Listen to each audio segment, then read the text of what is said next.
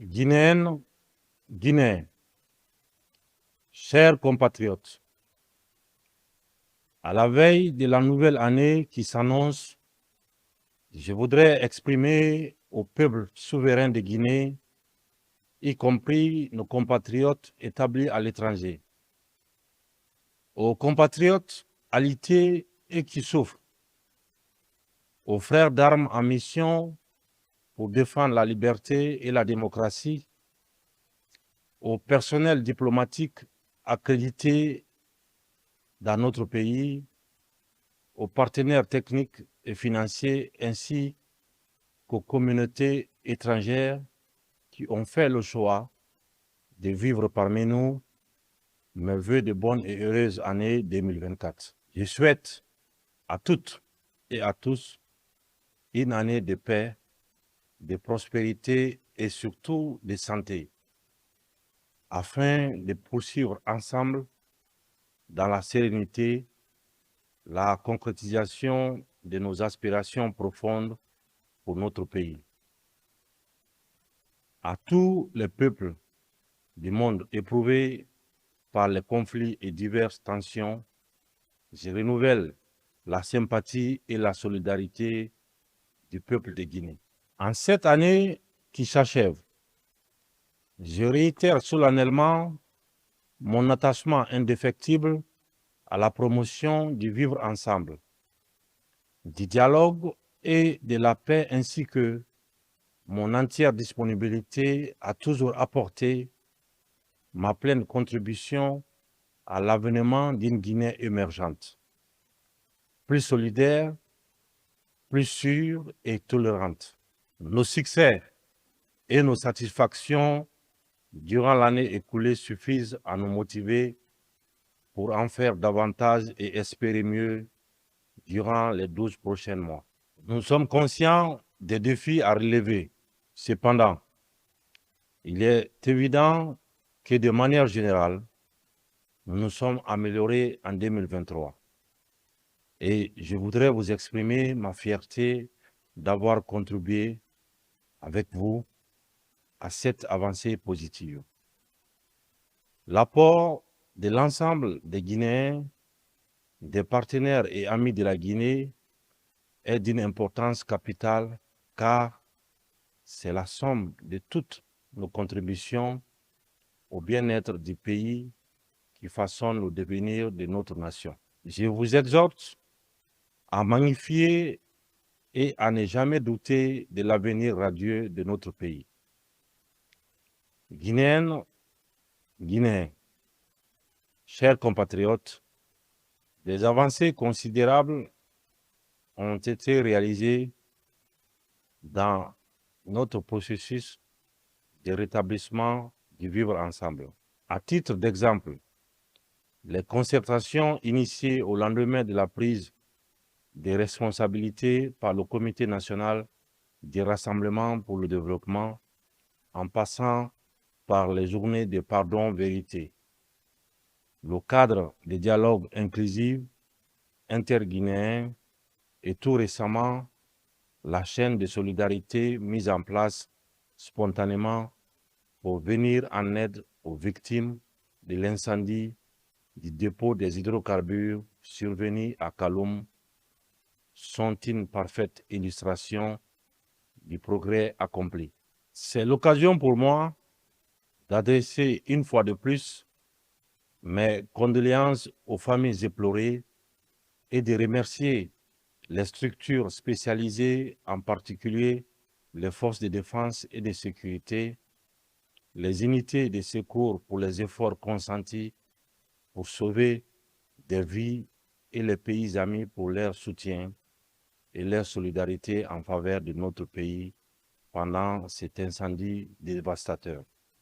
La cohésion sociale, qui est une dimension cruciale de la transition, mérite d'être renforcée davantage et préservée afin de maintenir notre pays dans le concert des nations qui inspirent admiration et considération. J'en appelle au sens élevé du patriotisme et des responsabilités de chacune et chacun pour se mettre au-dessus de toute considération partisane, afin de faire de notre pays une concentration de force et d'intelligence, un tout, un bloc riche de sa diversité pour bâtir un avenir meilleur. L'apport à l'œuvre de construction de la Guinée nouvelle nécessite de chacun et de tous d'avoir davantage confiance en notre pays et d'être mus par la certitude que les fruits des efforts collectifs seront redistribués à tous.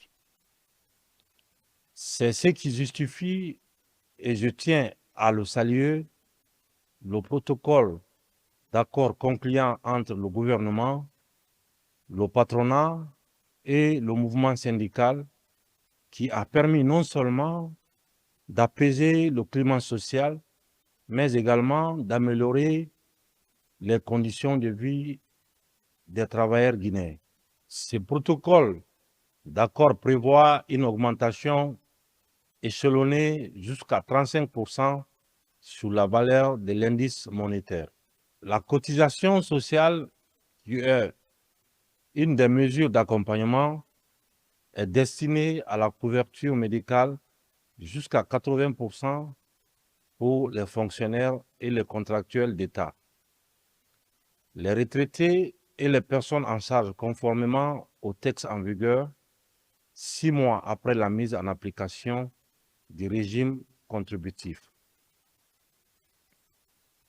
Dans la même dynamique, le gouvernement, à travers le ministère du Travail et de la fonction publique, a lancé un concours de recrutement de 20 000 nouveaux fonctionnaires en vue de pallier le manque de ressources humaines qualifiées dans notre administration publique. Ces résultats interviennent après des efforts considérables d'épuration du fichier de la fonction publique. Toujours dans la dynamique de satisfaire la demande sociale, depuis 2022, l'État a consenti des budgets significatifs destinés aux investissements sociaux.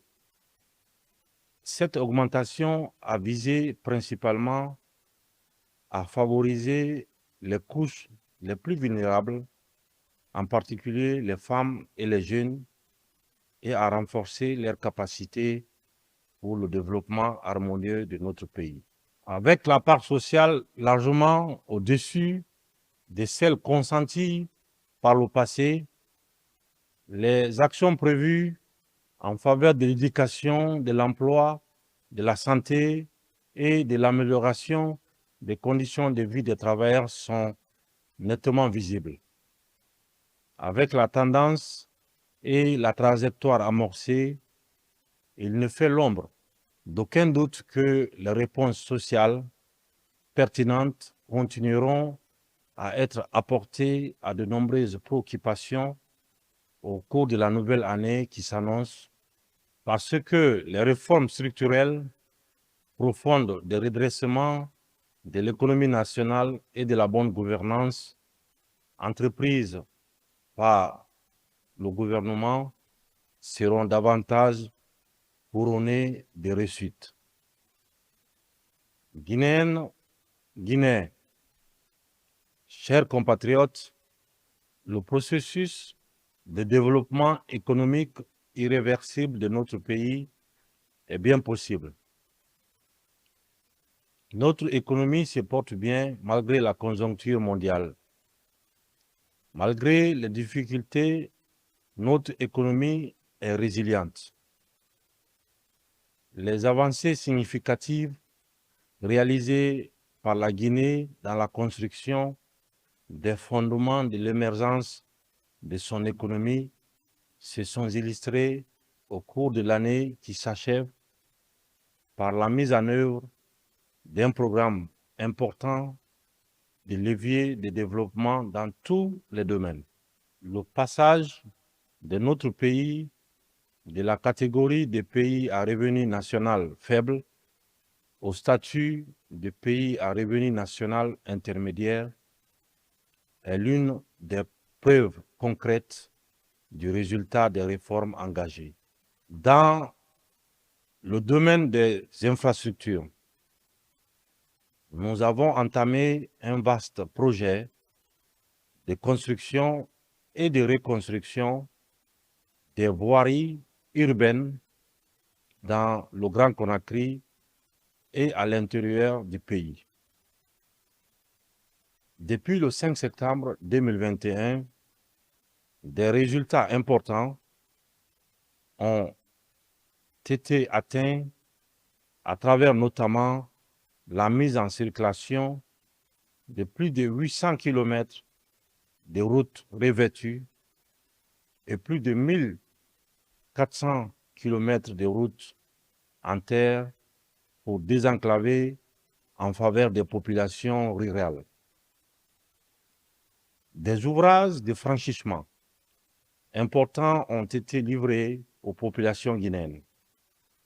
C'est le cas notamment du pont sur la Sumba, sur le fleuve Sankarani, de l'échangeur Paul Kagame, des routes nationales Koya-Farmoria, frontière Sierra Leone, Dabola-Kouroussa, Gekedo, Kondé-Badou.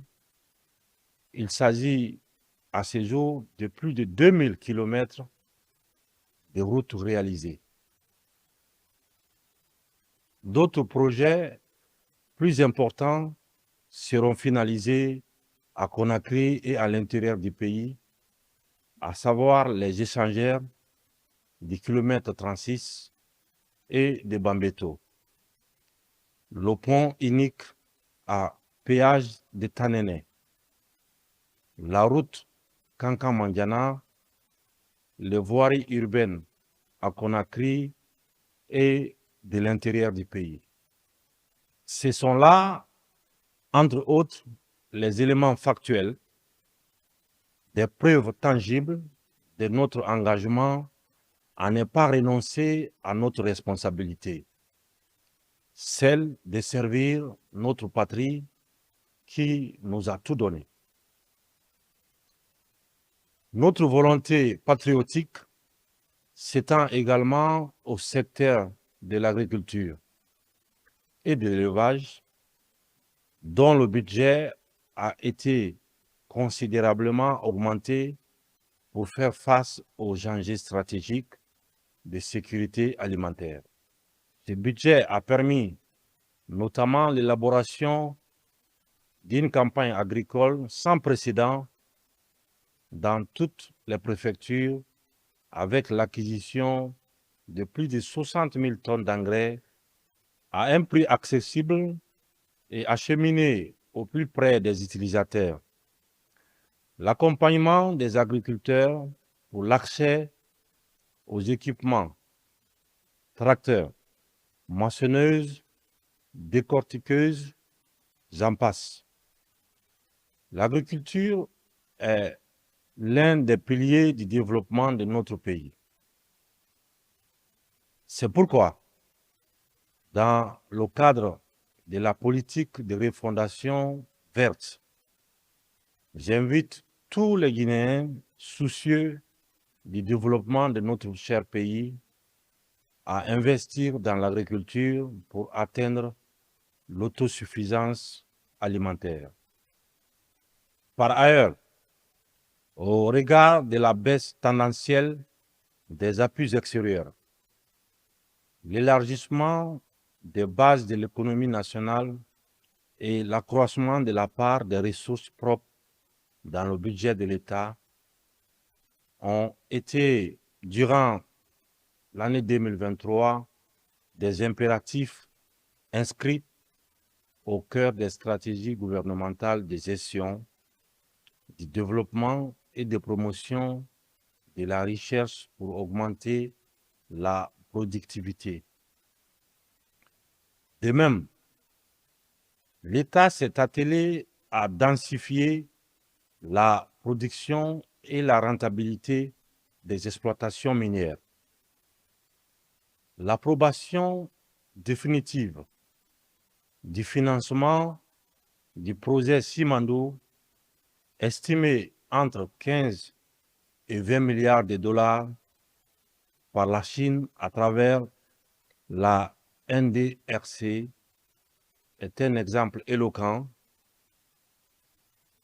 Les avancées majeures du projet Simandou, obtenues dans les négociations avec les partenaires industriels, sont les sources d'espoir dans la matérialisation du contenu local, à savoir donner du travail et offrir des opportunités d'affaires aux entreprises guinéennes et former les Guinéens pour garantir le transfert des compétences et de technologies. Guinéennes, Guinéens, chers compatriotes, la mise en place des institutions fortes qui résistent au temps et à la tentation des hommes reste et demeure l'un des objectifs clés de cette transition. Le mandat des conseils communaux étant arrivé à terme dès le premier trimestre de l'année 2024, des délégations spéciales seront mises en place sur toute l'étendue du territoire national pour poursuivre les efforts considérables de retour à l'ordre constitutionnel par l'organisation des élections libres, démocratiques et transparentes de la base au sommet en respectant les 10 points du chronogramme de la transition. Au cours de la nouvelle année, sera soumise au référendum une nouvelle constitution qui nous ressemble et qui nous rassemble, une constitution approuvée par le peuple qui n'est pas du copier-coller, mais une constitution qui s'inspire du passé pour bâtir ensemble notre avenir. Au cours de l'année qui s'achève, notre société a été le socle de débats pertinents sur des sujets à caractère politique ou sociétal. Je constate que les divergences de points de vue sont à l'honneur de cette démocratie en marche, en ce qu'elles ont favorisé le foisonnement d'idées constructives et faire mûrir une expression plurielle des libertés individuelles et collectives sur ces questions. Mais le but essentiel est la participation inclusive de tous aux débats et concertations actuels qui détermineront la voie vers les élections consensuelles, libres, participatives et transparentes. Pour sa part, le gouvernement, engagé dans un processus de compromis dynamique avec la CEDEAO, a déjà, sous les auspices du ministère de l'administration du territoire et de la décentralisation, fait adopter le 25 octobre dernier par le Conseil national de la transition la loi sur l'identification des personnes physiques et la loi relative à l'état civil. La première loi, qui n'existait pas auparavant, permettra de donner un régime juridique propre à l'identification des personnes physiques, la maîtrise de l'évolution de la population guinéenne, la sécurité des citoyens et la protection de leurs données personnelles, des questions sensibles et stratégiques qui trouveront des réponses idoines grâce à ce nouveau cadre légal. Enfin, ce processus donnera lieu à la création d'un registre national des personnes physiques et favorisera l'attribution d'un numéro personnel d'identification unique à chaque citoyen guinéen.